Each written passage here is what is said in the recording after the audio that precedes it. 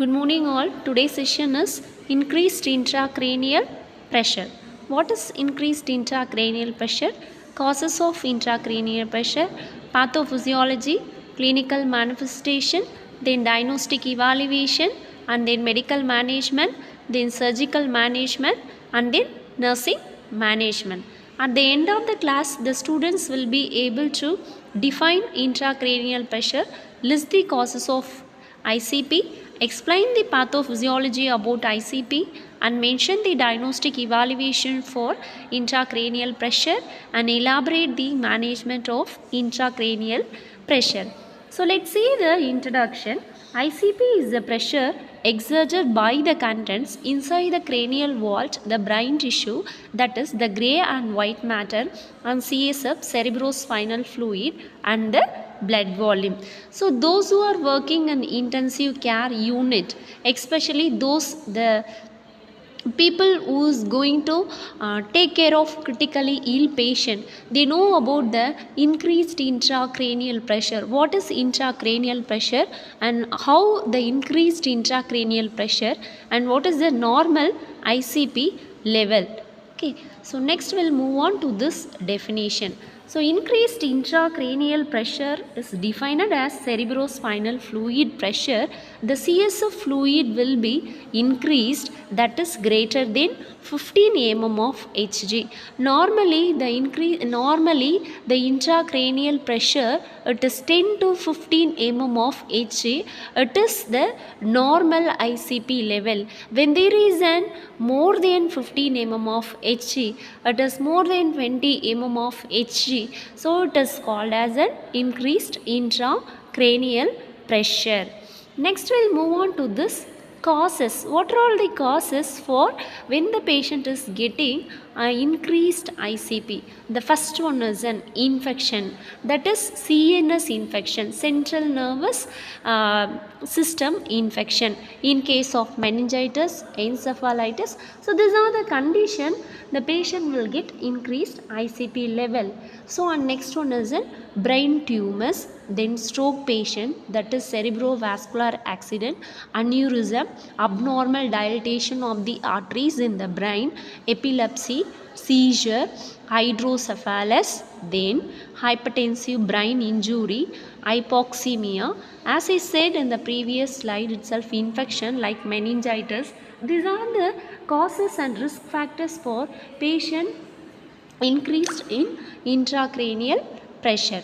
We'll move on to this pathophysiology. So pathophysiology, due to any causes, either it may be the infection or it may be the seizure or it may be the CVA or it may be the meningitis or it may be the tumor, brain tumors. So any etiological factors, the components of ICP is disturbed, that is the brain tissue, then CSF, blood volume. So in that brain tissue, the cerebrospinal fluid and the blood volume will be disturbed. When there is a disturbed these two components, the cerebrospinal fluid and blood volume, the pressure will be increased. So can leads to an increase in the volume of any one components, either it may be the CSF or it may be into the blood volume, must be accompanied by the reciprocal decrease in one of the other components, can leads to when this volume pressure relationship becomes unbalance of ICP increases.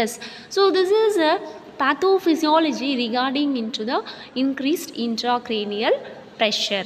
Then move on to this clinical manifestation. Once the patient will be getting increased ICP, so what are all the signs and symptoms they may be occur? So first one is an headache. When the patient is feels severe headache and nausea, then vomiting and blood pressure, hypertension, increased blood pressure and decreased mental abilities, confusion, and they may be having the double vision, and people that don't respond to the changes in light and shallow breathing, then seizure, loss of consciousness, then coma. So these are the clinical manifestation we can see when the patient is an increased intracranial pressure.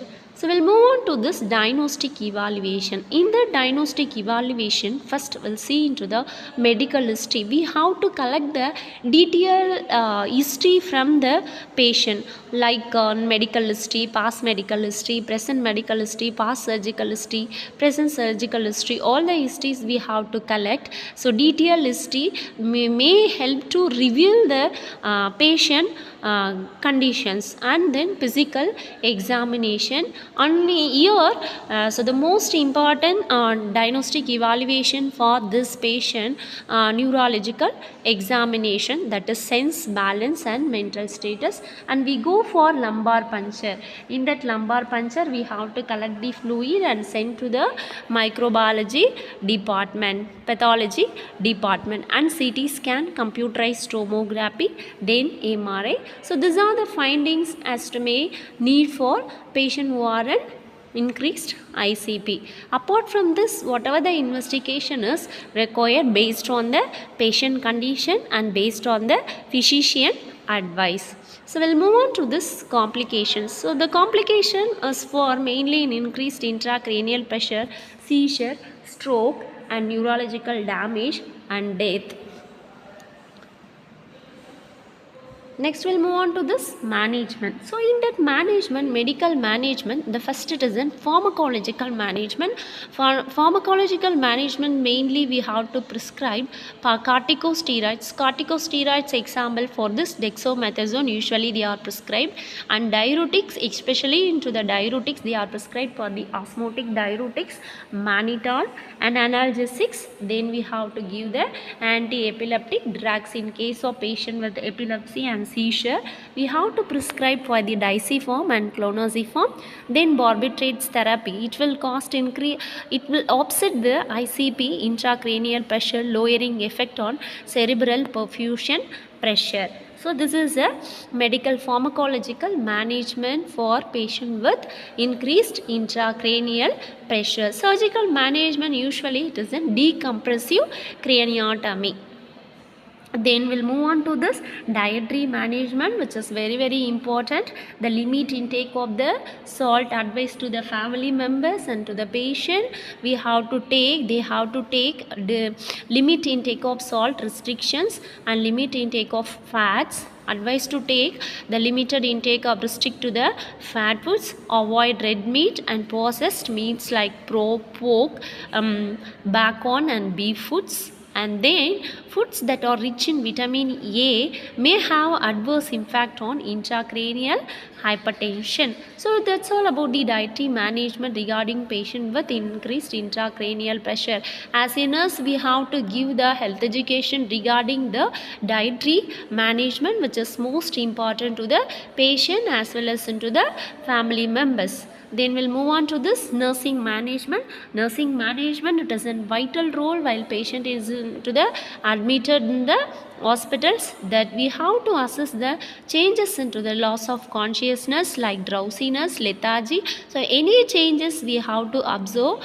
And next one is an early behavioral changes like restlessness, irritability, confusion and apathy. And then falling score onto the GCS, Glasgow Coma scale, we have to assess eye response, motor response, verbal response, and change in orientation, disorientation to the time, place, person, and difficulty or inability to the follow commands. As I said into the GCS, difficulty or inability in verbalization into the responsiveness to auditory stimuli, then change in response to painful stimuli, purposeful, inappropriate or absent response, then maintain the posturing, whether the patient is abnormal flexion or extension present, we have to observe. In case of changes into the vitals caused by pressure onto the brainstem, that is then the pressure will be increased into the brainstem. So these are the things we have to observe in a patient with in ICU or critically ill patient or trauma patient or head injury patient and neurological patients